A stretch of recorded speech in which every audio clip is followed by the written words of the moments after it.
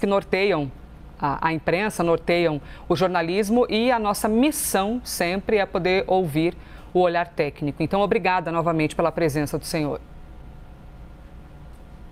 Com satisfação, estou aqui, Elisa. Bom dia a você, bom dia aos que nos acompanham aqui na CNN. Professor, a gente está falando hoje de uma decisão de prisão que veio após um alerta da Polícia Federal para o ministro relator, Alexandre de Moraes, de que teria havido algo anormal na tornozeleira eletrônica de Jair Messias Bolsonaro. Eles também embasam nessa decisão assinada pelo relator que essa vigília / manifestação poderia configurar ali um auê urbano que poderia facilitar uma fuga. É muito poderia, né? Muito poderia, na condição de uma hipótese. O senhor pode explicar para a gente por que esse poderia vira de fato uma suspeita? Claro, Elisa, explico sim, porque o poderia diz respeito a uma prisão de natureza cautelar. A prisão preventiva, como essa que foi decretada hoje em desfavor do ex-presidente Jair Bolsonaro, não é, Elisa, uma prisão-pena, não é prisão-castigo. Não se está executando a pena que se lhe foi estabelecida no julgamento da ação penal 2668, que aconteceu na primeira turma do Supremo Tribunal Federal. A chamada ação penal da trama golpista, não. Essa é mais uma prisão de caráter preventivo, uma prisão cautelar, portanto, uma prisão de cautela. E essas análises, Elisa, como tudo na vida, não são feitas com base num fato isolado, mas num conjunto de fatos. À 1h08 da manhã, a Polícia Federal cientificou o Supremo Tribunal Federal que estava identificando uma tentativa de violação da tornozeleira eletrônica aposta no presidente Jair Bolsonaro. Recentemente, o deputado federal Alexandre Ramagem, corréu na ação penal 2668, foi julgado junto com o presidente Jair Bolsonaro, foi embora para os Estados Unidos, pondo-se em fuga. O senador Flávio Bolsonaro, filho do ex-presidente, estava convocando uma vigília diante da casa do presidente Bolsonaro para preservá-lo. Ora, mas recentemente na história do Brasil, Elisa, nós vimos que coisas que começam com um acampamento na frente do quartel-general do Exército, pacífico, sem nenhuma intenção que não seja de uma mera manifestação pacífica, silenciosa, pode acabar no que aconteceu no dia 8 de janeiro com a invasão da Praça dos Três Poderes. Então, esse conjunto de fatos levou a que o Supremo Tribunal Federal, atendendo uma solicitação da Polícia Federal, que quem fez a representação foi a Polícia Federal. Essa decisão não foi de ofício do ministro Alexandre de Moraes. Foi um pedido da Polícia Federal, que foi referendado por uma manifestação do Procurador-Geral da República, Ministério Público, que não é nem Poder Judiciário nem Polícia Federal. E só depois o ministro Moraes decretou a prisão preventiva. Então, o poderia significa um conjunto de fatos que podem ameaçar o que é a ordem pública. Porque há duas básicas hipóteses para concluir, Elisa, que o artigo 312 do Código de Processo Penal estabelece como possibilidade de prisão preventiva: ameaça à ordem pública ou ameaça à integridade da tramitação do processo penal das investigações policiais.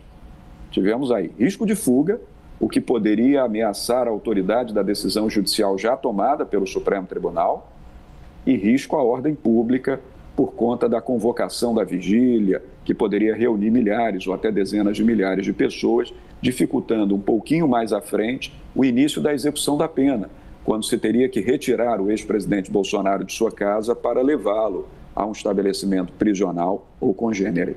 Esses são os motivos que levaram à prisão preventiva. Seguimos aqui ao vivo com o professor Gustavo Sampaio e Pedro Venceslau já está conosco em tela. Venceslau, por favor.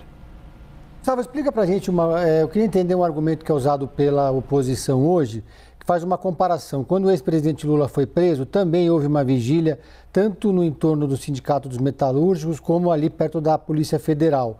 E, na ocasião, isso não foi tratado da mesma forma.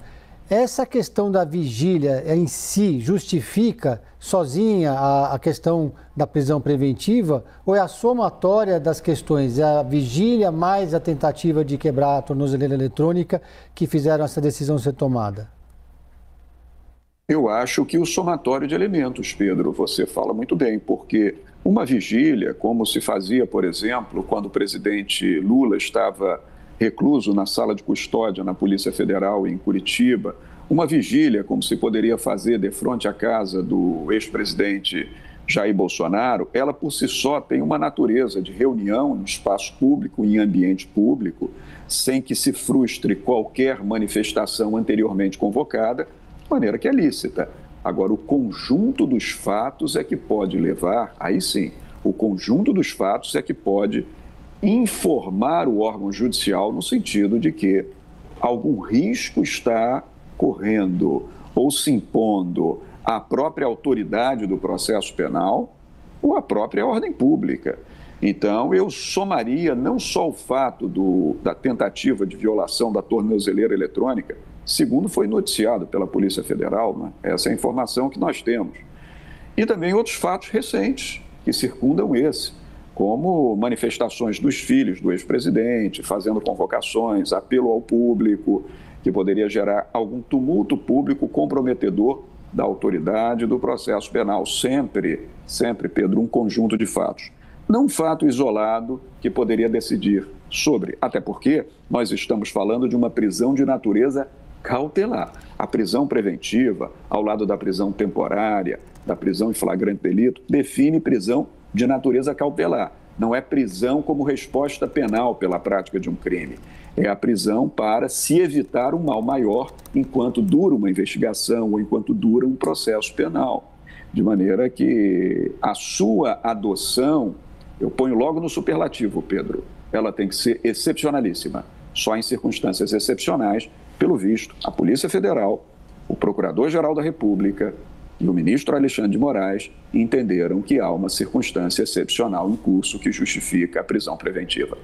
Professor, uma última pergunta, aproveitando a presença do senhor. Qual é o direito de Jair Bolsonaro daqui para frente? Vai ter, então, uma audiência de custódia, é isso? Que aí vai definir se ele permanece ou não? Quais são as possibilidades da defesa nas próximas horas? Sim, não tenho dúvida. Pela legislação, audiência de custódia.